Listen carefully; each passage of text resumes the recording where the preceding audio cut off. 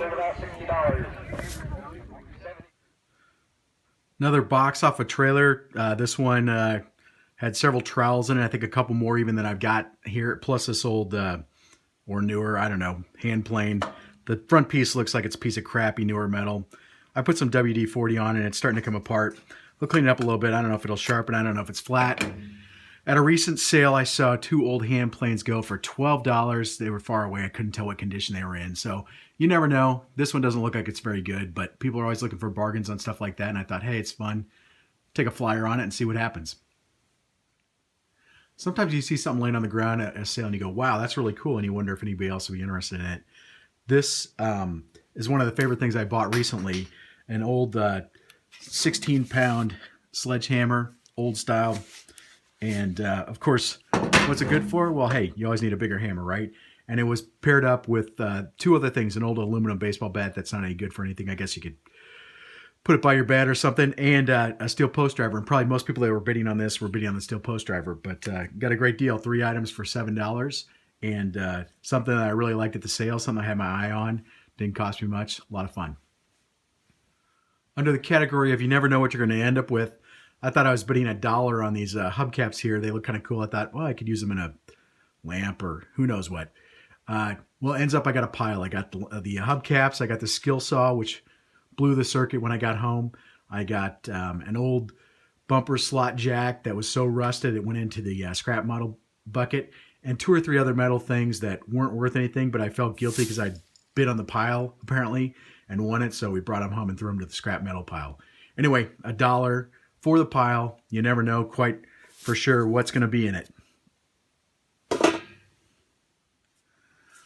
File this one under surprises. I got 2 scythes for $3. Now, they were on the wagon with all the other antiques, so I can only figure that the antique dealers must not have any luck selling these things. But the shape alone is beautiful. You've got this old wooden thing, and it's really hard to capture here how beautifully this piece of wood is shaped and curved to meet the function of the tool.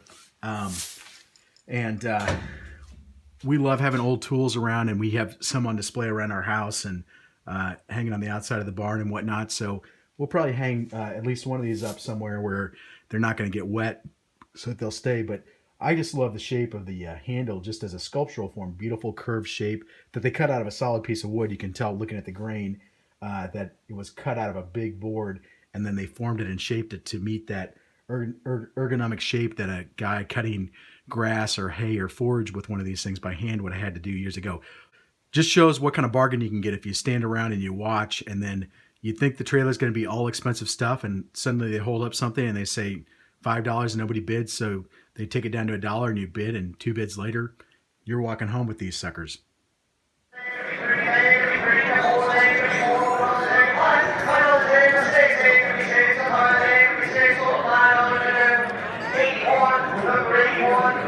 Do I need a Fairbanks scale? No. Was I even thinking about buying a Fairbanks scale? No. But they tried to start the bidding high, and then they dropped down to $5, and I stuck my hand up because at $5 sounded like a really good deal. And then I looked at it and I kind of fell in love with it, and ended up getting it for $17.50. I doubt that you could even buy a brass rod like this, much less the 2 little weights on it or something that's inscribed for that price. Plus, there's this beautiful old detail. The manufacturer's name is on a plate on both sides. There's a lot of really interesting shaped metal fixtures on there that we could use for different projects. So if we don't put it back together as a scale, which we probably won't, maybe it could make a piece of furniture or take some of the parts off of there and include them on something else and really add some nice detail, or just shine it up and put it on the wall. This is brass plates mounted around a steel centerpiece. So those are nice heavy pieces as well. This is the type of thing you can end up with when the guys are on the trailer and they see a bunch of stuff that looks kind of old and rusty to them, and they just grab it and hold it up and go, all right, everything here, and it's a little bit rainy or something, and people aren't that interested in bidding, or they look at it and they go, that's not something I'm interested in. So I got 2 old hand saws, which may or may not be worth using, and a square, and 2 old levels, all for $1. This level is kind of rusty, looking bad on the top, missing one of the this level is missing one of the the bubbles, but the other level is kind of nice. It's got both levels in it. The bubbles look good. It's in pretty good shape. So, I don't know what I'm going to do with these again, but some things I can clean up, and if nothing else, I got them hanging around till I come up with a good project for them. And of course, the saws clean up and maybe use them. Although I've got a nice table saw, so I'm not sure that I'm going to do a ton of hand sawing. Does it run? I don't know. That's the $5 question. Here's an example of where it's fun just to be paying attention at the sale. This is not something that I looked at before they started the auction and said, hey, I want to buy some hand augers, but hand drills, but the guy held them up and the auctioneer started at, I don't know, $10 or $15 and nobody was bidding. He dropped down to $5 and they dropped down to $1. And I was like, okay, I'll bid on that. And 2 or 3 bids, and all of a sudden I've got 2 nice old hand drills in hand. The chuck on this one is in really nice shape. The chuck on this one looks like it might be missing a spring. It doesn't quite adjust correctly, but they both operate nicely. They turn smoothly, and kind of fun addition. I'm not sure again how much I'll use these, but if I ever want to do just some hand stuff with no electricity, it's great to have these in hand. It cost me $5 for the 2 of them, and was just fun to bid on them. So we've been to 3 auctions in the last 6 months, and this is the most I've spent on any one thing, which goes to show you that either I'm not bidding on big things or I'm getting some good deals. I don't know. But in this case, I paid $40 for 3 furniture clamps. And this is a good reminder that you should know what things are worth when you go to the sale. And if you're going to spend money on something, make sure it's something that you really want. I've been thinking about buying some new furniture clamps. So I can't say that I probably saved a ton of money off of buying some new furniture clamps, but these have the pipes with them already. And I've got them in hand now as opposed to thinking about ordering or buying them. So they're a good deal for me. I'll just hang them up on the wall for the next time I need to clamp something. I'll have some more heavy duty clamps around. And I've got this kind of older one here on the wood. We'll see how that one works. I'm sure that it probably isn't quite as accurate maybe as on the steel pipes, but it looks like it might be kind of fun to use. Oh, and did I mention previously that I got a good deal somewhere else where somebody threw in a bat, so hey, here's the Worth bat. Didn't cost me anything, or it was just a throw-in on a $1 thing, so way offsetting the price of these clamps. Come and join my T-ball team.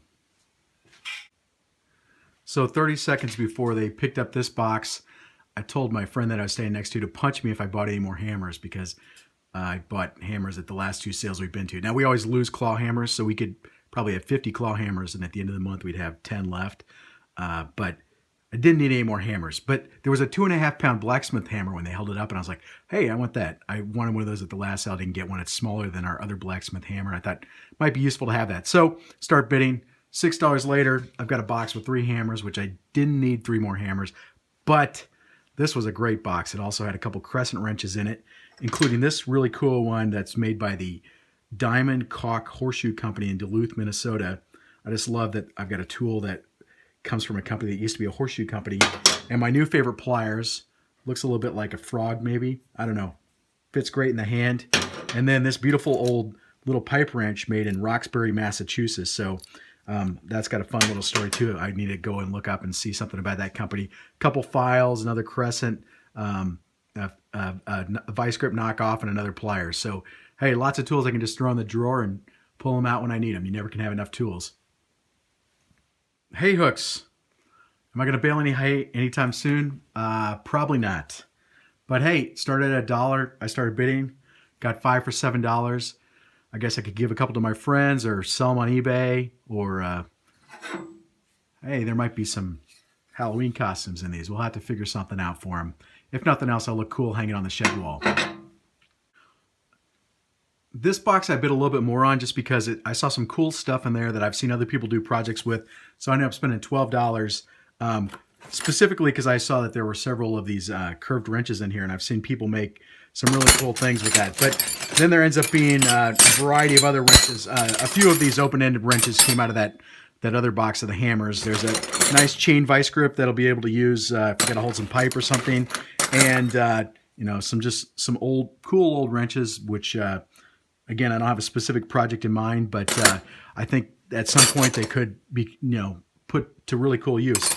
And in fact, one of my friends came by the afternoon after he'd been at the sale. He's a blacksmith, and he's like, oh, you should tell me next time. I'll tell you some things I'm interested in. I like old wrenches and stuff for making bottle openers and forging various other things. So I just pulled half a dozen things right out of that box and gave them to him right there.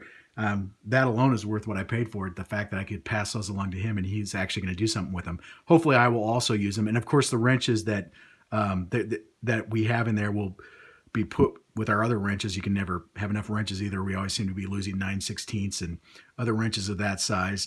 So can't hurt to have a few more of those hanging on the shop wall.